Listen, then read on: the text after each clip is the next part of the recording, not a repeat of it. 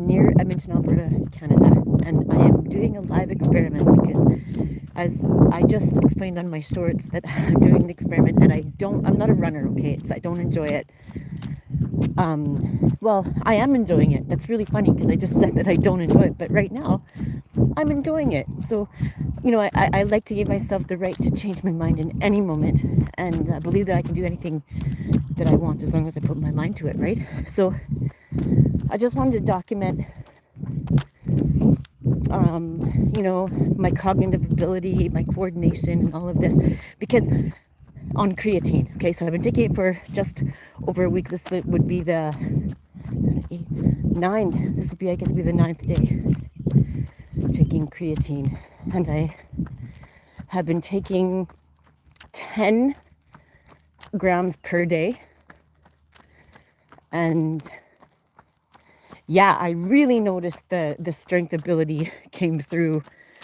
Well, yesterday I'm like, wow, and I've only, in that 9 days, I only lifted 4 times, and 2 of them were heavy workouts, like extended workouts. Like I just popped on this video, this guy that I like to watch, and he does these back. I want to get my back nice and tight, right?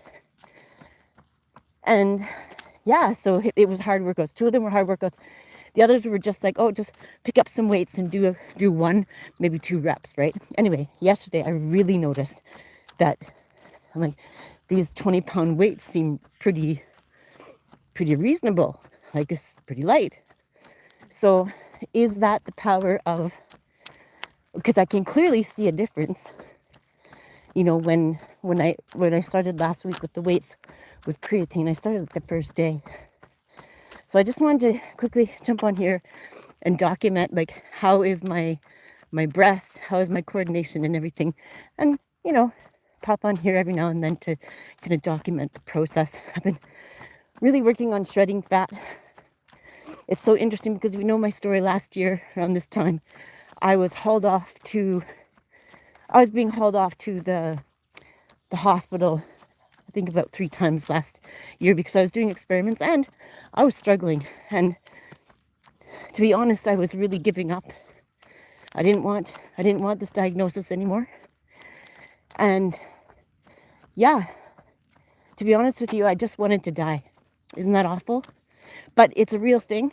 So I'm telling you that because I know that if you're newly diagnosed, or you've had diabetes for years and you've been struggling and going through everything that a diabetic does, and you know what that means, or if you care for a diabetic, you also know at some level from a caregiver what that means. So yeah, so it's been wonderful. I'm now happy to be alive. Thank God I didn't give up, and I'm here. So yeah, so this is the experiment. So last year I was probably, it was about 90 pounds, and now I'm about 128 pounds. So, and this is what I look like. So I just posted on my shorts just last week what it looked like to be 84 pounds, and that was as a type 2 diabetic, okay? I was diagnosed as a type 2 diabetic originally. Then I heard about the carnivore diet. And I thought, well, if I'm creating insulin, why do I need to take insulin? Because they wanted me to take insulin. So I decided not to take the insulin, and I suffered because of it. However, as I suffered, I learned a lot. And hopefully you all too, because a lot of you have knowledge that I don't have that knowledge yet. But I'm sure some of you were having some hypotheses going on, but it's fascinating. So anyway, 6 months after not taking the insulin that I was diagnosed, I wasted away. My brain was failing. My body was failing. I'm very surprised I didn't have a stroke or a heart attack. I don't know.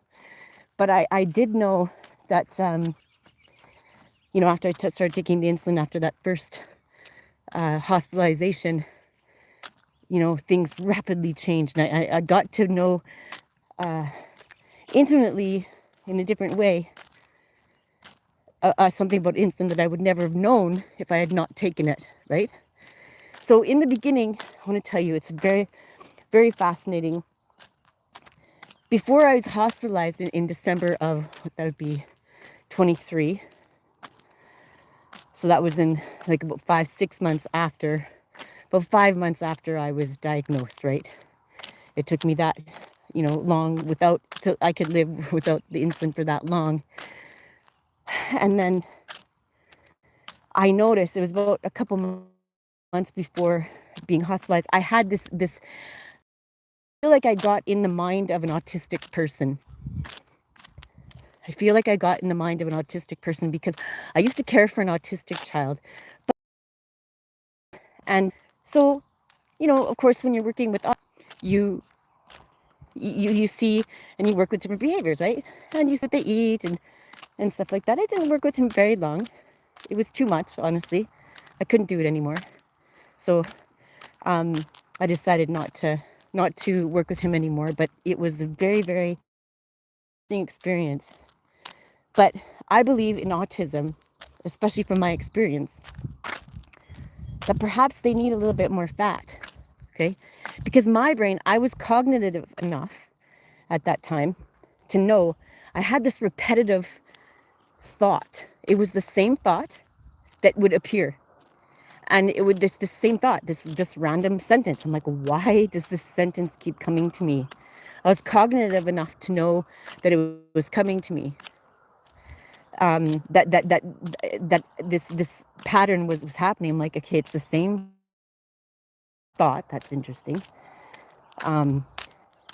Anyways, that would happen for about a couple months. Just one sentence, right? And so when you watch, like for me, I don't know about anybody else or who you are or who you work with or what your experience with autism is, but I'm like, wow, this seems like how this little boy was that I worked with, right?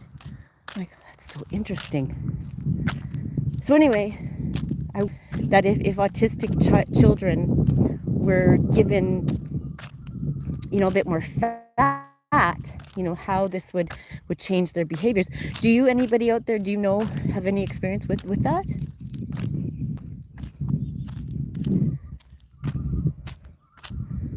So anyway, so after taking the insulin, immediately that thought pattern, that sentence disappeared. And of course, I rapidly started to heal and gain weight. It's taken a long time. So now, since I dedicated it, because last July, it's now July 5th, 2025. So last year I was, as I told you before, I wanted to leave the earth. I was just so fed up, and I was really going through my own personal crisis. And it was very, I just wanted to leave the earth. And that is just a reality of sometimes when people move through the diseases, not just diabetes, but let's talk about diabetes. Type 1 or type 2, really. I'm sure you move through your stuff too. So, I began smoking marijuana, and because I was just like, I'm done. This is, in my mind at that time, this marijuana will help me relax because I'm freaking out all the time, which is not fun. But everything is also a lesson. I'm not a victim. I don't want to focus on victim mentality because it gets you nowhere, right?